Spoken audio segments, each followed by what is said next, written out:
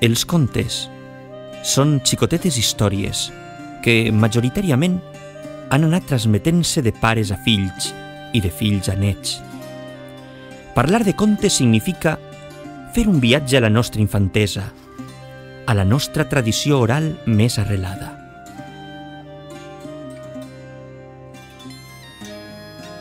Avui, diferents veus narraran contalles del nostre poble recollides per l'escriptor castellonenc Tomàs Escuder Palau, que foren publicades als anys 80 del segle passat amb il·lustracions de Carme Peris Ortega.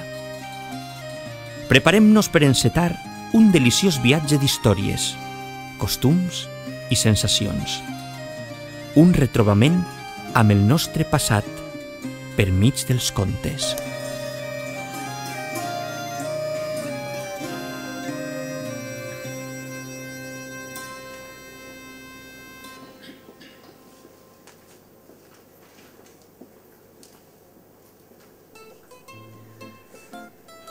Això diu que hi havia una casa on eren 5 de família i tots eren sords com un tapial. Era sord del pare, meticulosament sorda la mare, el fill sordejava insistentment, la filla estava pitjor que el pare i l'avi era sord des de la infantesa. Un capvespre de guitots i roig, quan ja tots estaven llepols i contents, reunits per a sopar, no trobaven el xicotet, aquell infant que era la glòria i orgull del poble. Aleshores, el pare, per eixir del dolor del dubte, mana a cadascú que prenga una banda. Per una banda, i el major de tots va pegar per la corda. En el seu recorregut no van deixar ni rastoll sense cremar ni ginebre socarrimat. Totes les vessants eren en flama. I quan els moros veieren que els venia sobre aquella foguera més gran que la de Sant Antoni de Buriol, quedaren esmaperduts i amb l'esglai per a que comprara fetge. Marieta, que aquest era el seu nom, era molt garrida i enllestia. Sempre aviat els cafès que sa mare li encomanava, però per a fer encàrrecs no s'atinava mai. Sempre li havien de repetir les encomandes 1001 vegada. Tenia molt mala memòria i per anar a... Tu vols que te conte el conte l'enfadós? Sí. Jo no t'he dit que sí. Jo te dic si vols que et conte el conte de l'enfadós. Que sí. Jo no t'he dit que sí. Jo te dic si vols que et conte el conte de l'enfadós. L'aigua no es venia per cap banda. Va una xiqueta a per aigua al riuet i li diu: Riuet, per què t'has quedat en sec? Perquè Patufet ha caigut dins l'olla. Patufeta rebenta i plora. El bouet s'ha serrat les banyes. La figuereta s'ha tallat les branques.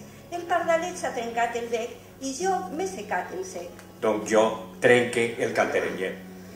I va, i si li prepara el sopar tot seguit. Si ara tinguera un llit em gitaria a dormir, va pensar. I de sobte se li va aparèixer el llit i així es va passar tota la fosca. I aleshores va dir a l'espasa: Espasa, lluita.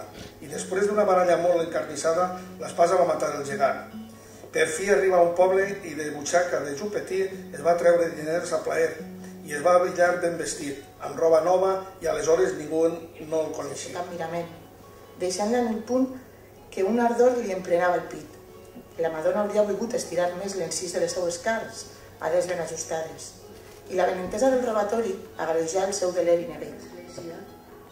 I no hi havia cap ciri menut. He mirat a la Mare de Déu i ella m'ha dit: agafa el més gran. I amb aquella resposta donada en veu prima va esmunyir-se de la sotana i la rebessuda còrpora del retor. A fora hi penjava encara una miqueta de claror del cel. En lloc de pronunciar aquestes tradicionals paraules, una coca i un soldat, se li ocorregué amollar: ai, no res. Home, com és això, no res? Sant Pere, atabalat, més del que hauria estat convenient, responia: no res, senyor, no res. Aleshores, el llop li deia: si te la trac, em deixaràs anar a quedar-me allí a ta casa? I la xiqueta li va contestar que sí. Però només va traure la marraixeta, ella pega a fugir, discreta, cap a casa, i diu a l'àvia: Iaia, avui, quan tombe la nit, tanque la porta ben tancada, que vindrà el llop a quedar-se ací. Avui ha de venir el nostre senyor a casa de la meva amiga i jo m'amagaré baix d'un coixí i miraré per el forat per a veure-ho. L'home, que no estava per a dallonses, li va mullar. Ves, Una vegada, un llop que anava caminant tot content i duia un formatge a la boca. Es trobava amb una rabosseta i ella li preguntava: Llop, que tu d'on ets? Ell, tot prest, li va contestar: d'Albocassa. I quan ho va dir, obria tant i tant la bocassa que el formatge va caure-li en terra i ella, tota llesta, el va agafar. Un dia, d'això en fa ara moltíssims anys, passaren un avi i una xiqueta que anaven captant de poble en poble.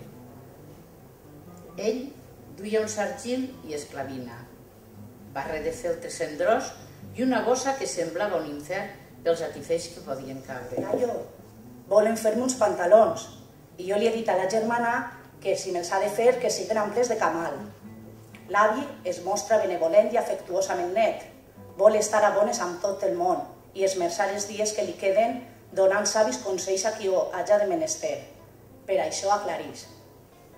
Si vols vir, bo i claret, a casa Navarret. La seva dissort no era altra que la de viure en una gàbia que no era d'or ni de res. Un dia, quan feia un sol calentonet i vora el campanar tot esdevenia d'una placidesa absoluta, va taullar uns xiquets que jugaven i se'n va a pasturar-los. Saltant parets i barrancs, encontra 3 fadrinets. Per Déu, si són 3 lladrets. Se senta per a que no l'alcancen, posa la vista al cel i veu una figuera plena de pomes.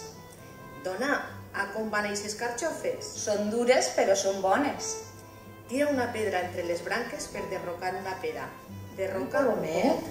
I la xiqueta? La xiqueta plora? Plora, filla infanta, que ta mare va pel món perduda i sola, xauri. Llavors, l'hortolà va dir: això ja no pot ser. Jo me'n vaig al palau per veure el rei. Una mare i una filla feren cap al velatori i quan ja anaven a soterrar-lo se'n van adonar que duia un anell molt bonic al dit. Abans que el soterraren, li volien llevar. Quan no hi havia ningú per a que les pogués veure, es van arrimar cotet cap al port. En aquell dia va arribar el gegant amb la seva còrpora orgullosa. Peret, mostra'm el dit a veure si és prou grosser. I ja Peret, en aquest moment, no va tenir d'altra escapatòria, així que el gegant va dir: Au, vinga, en fora, que ja estàs bo. I un d'ells, el més eixerit, els va dir per a fer una porfídia. Per tal que pugueu veure les meues grans qualitats de poeta, vaig a fer un petit vers a aqueix animal. Aquest llop, des que ha nascut, tot ho ha menjat, robat i cru. Ell feia de vell nou el camí cap a la tenda, tot pensant en les musaranyes. Quan hi va arribar, compra els cantís i agafa la rella. I els cantís, com que tenen coll, es va lligar amb una corda. I la rella se la va penjar al pipó. Atura't, espera, que m'ha caigut l'espardenya i mort estic de por. No, que ja la mare ens han dit que qui primer hi arriba la coqueta s'ha d'endur. Meua serà.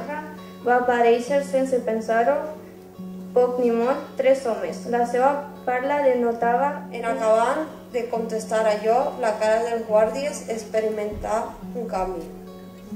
Notaven que eren a prop de caure damunt el boli. Tot això tanmateix no li impossibilitava de ser un caminador ben avesat. Al poble tenia molts amics. El poble no desmereixia ni gest ni miqueta el seu retorn. Tot semblava silent i plaent i res no denotava la por que ells duien al cos. Portaven unes cares ben i ben miserables i sonicoses. Feu un bàndol dient que tots els que volgueren oli havien d'acudir al Palau Reial que en donaven debades. I va per sobre el príncep allà per veure si d'aquesta manera... Aquestes paraules. Molt de rei sí que seràs, però l'amor de les 3 taronges no sabràs. El xic es va posar molt trist a l'altre camí. Cavaller, bon dia tingau. Bon dia, senyoreta. Vostè té sabó? Sí que en tinc. Vostè té pinta? Sí que en tinc. Vostè té eixugamans? Sí que en tinc. Vostè té colònia? Sí que en tinc. Vostè té joies? També en tinc. Vostè té vestits? També. Arriben a un mas el nom del qual no coneixem i ja eren a punt de segar el blat. I ells, sense encomanar-se a ningú, sol·liciten treball. Vinc a cridar-los i dir-los les coses més pecatoses de tot. I quan ja els tenien propet, i la por de que els pegaren era molta, el nostre senyor es gira de cara a ells i els anuncia. Cavallers sense patir. Ja saps el que et toca, d'ara endavant a veure si no comptes més mentides i t'adones del que fas. I el bon Perot, per a dissimular una mica del rotxor de cara que se li va dibuixar, es posà a fer 4 passers de xota que havia pres la setmana anterior.